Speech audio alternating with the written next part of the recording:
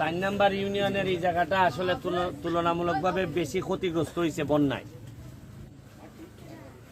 এখানে আপনারা প্রথমে বন্যার খবর পাইয়া রাস্তাঘাটে পানি উঠছে, আপনার বাড়ি ঘরে পানি উঠছে, রাস্তাঘাট ক্ষতিগ্রস্ত হয়েছে।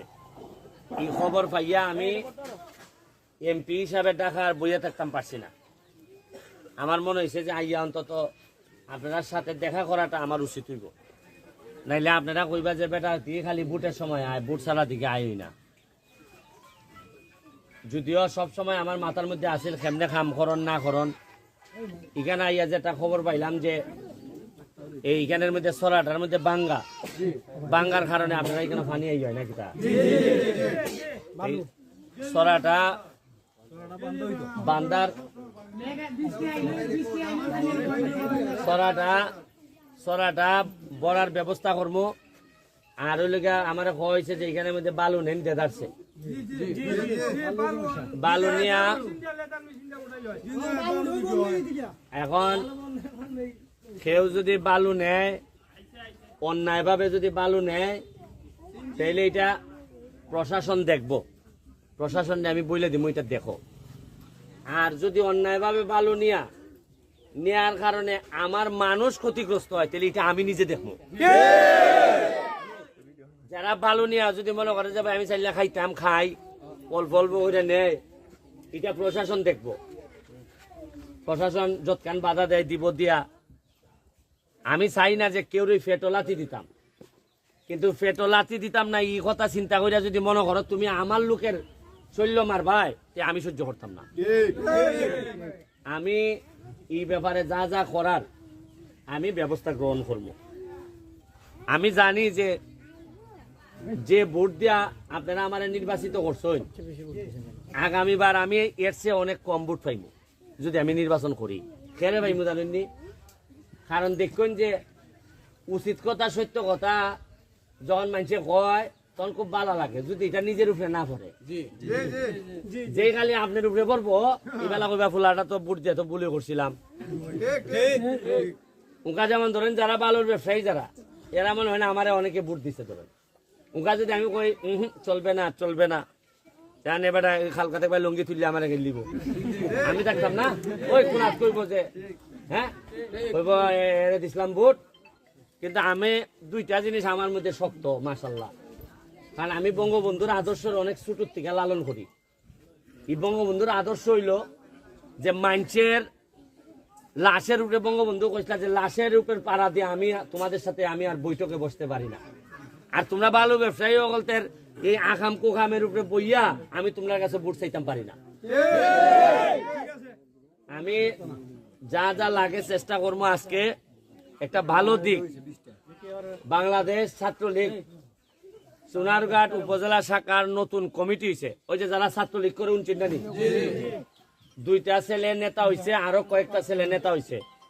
এরা মিছিল মিটিং বাদ দিয়া, নর্মালি নেতা হইলে আনন্দ মিছিল গোলাপ ফুল টুল দেয় না নি মালা, ইটা এরা বাদ দিয়া এরার বক্তব্য হলো যে ভাই আমরা যেহেতু আওয়ামী লীগ করি, বঙ্গবন্ধুর শেখ হাসিনার নেতৃত্বে আমরা আপাতত আমরা মালা টালাত না গিয়া আমরা এখানে 5 নম্বরে যারা ক্ষতিগ্রস্ত হয়েছে, 4 নম্বরে যারা ক্ষতিগ্রস্ত হয়েছে তারারে আমরা ত্রাণের ব্যবস্থা করতেছি।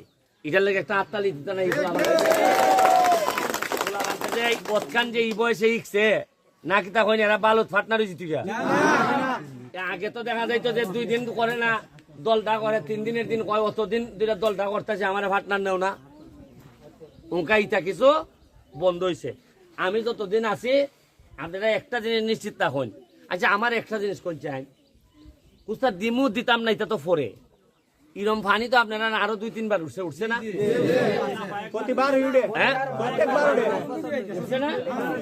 আচ্ছা কোনো একদিন আপনারা জীবনে সোনাঘাট মাধবপুরের কোন এমপি এইভাবে দাঁড়াইয়া গাইনা কইছে যে আমি আইসি গো 2টা টুকরা কিতাব বিস্কুটের টুকরা লই আইছি।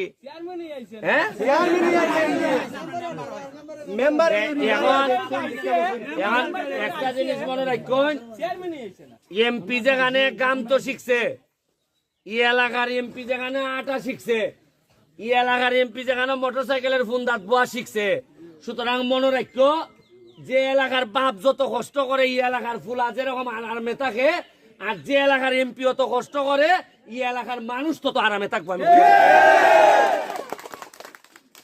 নিজাম চৌধুরী হইয়া দিতেছি কেন সাদেক আছে, সব মিলাইয়া তোমরা আমার দিবাই। হুজুর কেন আনছি, হুজুর আছেন তাই নিয়ে এখানে আমি এমপি হইবার বহুত আগে একটা ব্রিজ বানাই দিছিলাম, ওলদিউরা ব্রিজ বানাই দিছিলাম। আচ্ছা গরু না হয় হুজুরের শরীরটা দেখতে মনে হয় মাশাআল্লাহ বেশ শরীরটা ভালো হয়েছে এখন। আমি এমপি বার পড়িনি না আগের থেকে তো হুজুরেরও একলা। এবারে আমি যে পিছের যেটা সামনে দাঁড়াইছি মসজিদের টেম্পার গেছিয়া কইছেন আপনি একটা জিনিস মনে রাখুন,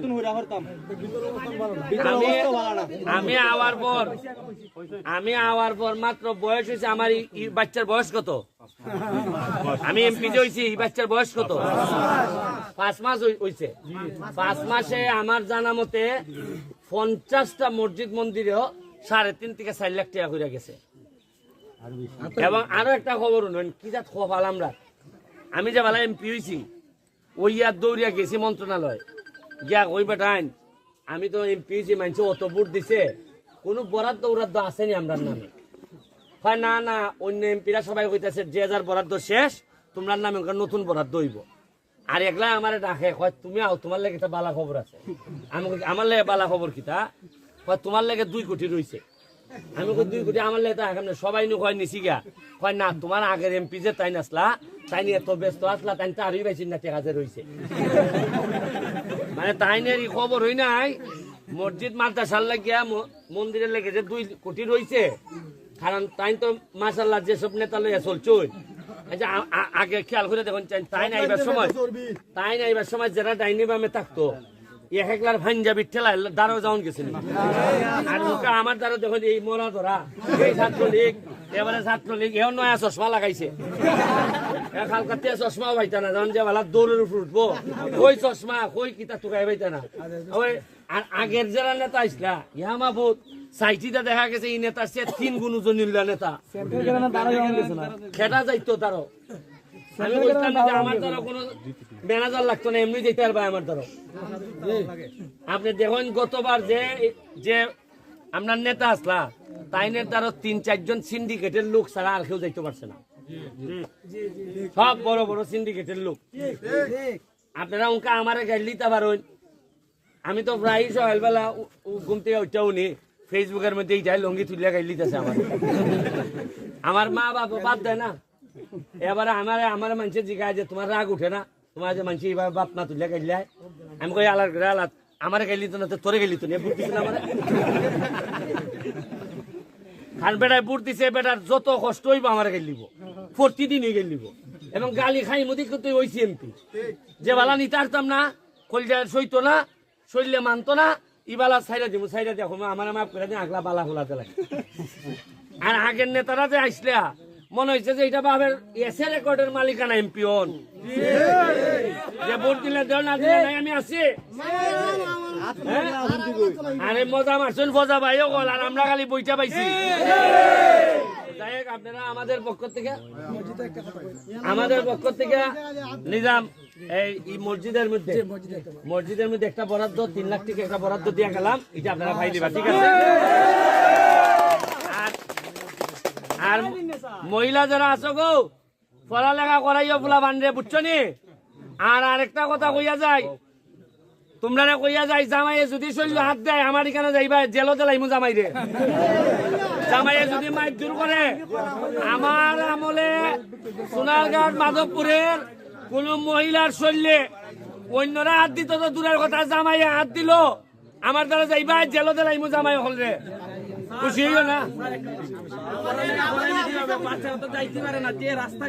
আমি এই রাস্তা যা আছে সব উনাইন 1 সেকেন্ড উনাইন যেটার কারণে আমরা খুব দোষাই উনাইন